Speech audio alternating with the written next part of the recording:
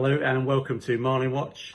Today I'll be showing you the Mark II in detail. So I'll be posting quite a few more videos about my watches.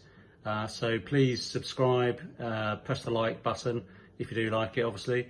I'll also give you a few tips on how and why I got into selling my own micro brand, and hopefully give you a bit of direction and inspiration on how to go about doing the same. So I'll turn the camera and show you what it's all about. Thank you. So, why did I get into selling my own watch brand? Well, it all stemmed from probably generating a bit of income from not just liking watches, but importing a few lower cost brand watches like Steel Dive, Pagani, which are pretty well famous now. Pagani's obviously thrived, and just testing the market to see what sort of margins you can make on them. So I thought, in lockdown, well, let's just take a punt and invest in trying to create my own brand, because someone on eBay said there's that I didn't know, and they said, did you know that there's so many Facebook groups, real fans of diver watches? And I said no. So I had a look, and lo and behold, there was absolutely loads of fan groups on Facebook with, some of the people on there have got hundreds of watches in their collections, as you probably know, or you may not know if you're new to this. So yeah, I took a punt. I looked on how to go about it. Saw Alibaba.com. You take a bit of a leap of faith on spending, £30,000 to generate your first batch of watches. This one was one that I did. It's the Mark I. Really pleased with this one. I just did two colours, so but this is a real heavyweight watch, which will eliminate a lot of the watch market, because they don't want a big watch, they don't want a heavy watch. But I went for the bespoke market, which there's an element of their people on there that love the sort of heavy watches and the larger ones. So that's the first one, and then the Mark II. The Mark II is it's one of three, and the reason I went slightly smaller, I wanted to open the markets slightly wider, slightly lighter, smaller, 43mm, as opposed to the Mark I being 45. It comes in three variations. You've got the green, the black, and the snowflake. Snowflakes proved the most popular. I've probably got about 20 of these left now. There's 100 limited edition of each watch, and this one really does stand out on your wrist.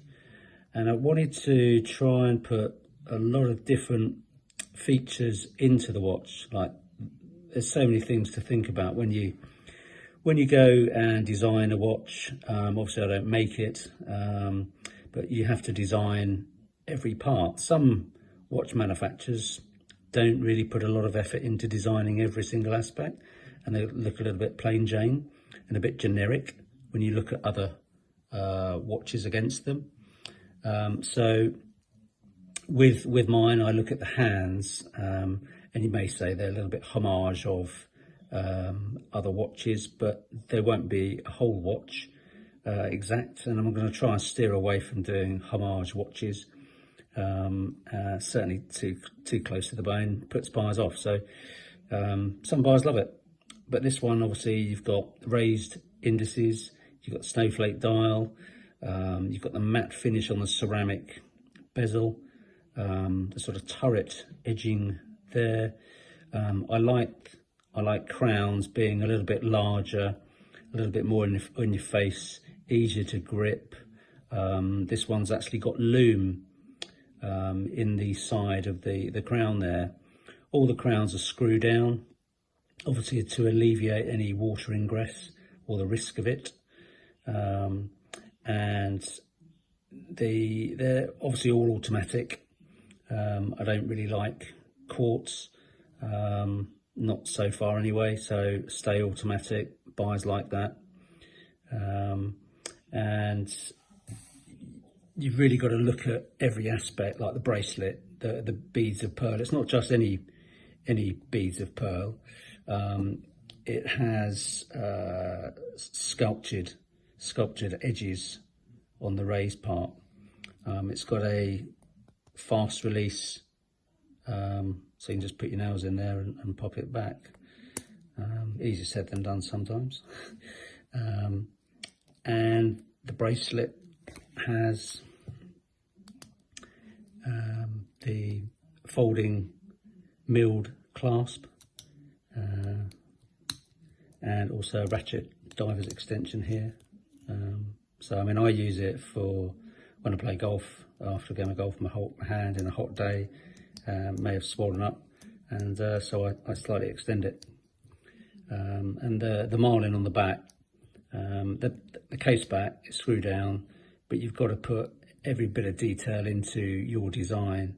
And this, so obviously I've put the marlin on the back, and then you have limited edition number on the back, automatic, what the movement is, an H35, a very reliable movement. And it goes on. So yeah, you've got just a quick rundown of the specs. You've got domed sapphire crystal, very hard to scratch. You'd have to go out of your way to really scratch that. So it's obviously one of the best you can get. The bezel we've covered, it's 120 unidirectional. And you've got the lugs at 22. Reduces to 20. The thickness is 14.7. It weighs 195 grams. It's got the date there, and hacking. So basically, hacking means that you can just stop the second hand and make it exact to where you want it. Without hacking, then it's just guesswork as to where it's going to land. So the second can be altered as well. They're all limited to 100, and they all come in a leather travel pouch, 18 months warranty. And just show you the crown. So it just pops out once you can just see that screw down there. Changing it, just a quick tip on changing, all the way out will be the time. To change the date, make sure the hands are at the bottom. Reason for that is, and then you push it in and then pull it out for the date, because when the date changes, it's going to be changing at the 12 o'clock position. So if the hands are up there, there's an element to say, well, it's going to try and fight itself or be confused, or the mechanism's going to maybe clash while you're doing this. It may grain against it, so it may break the watch basically. So just be careful of making sure the hands are at the bottom. Push it into the one position first, and then you can wind it manually. You shouldn't need to, because obviously on wrist movement, it winds itself. So you can change the date, and the time on that position, and just screw it back in for safety. So that is basically the Mark II. So they are still for sale. They're on sale at the moment.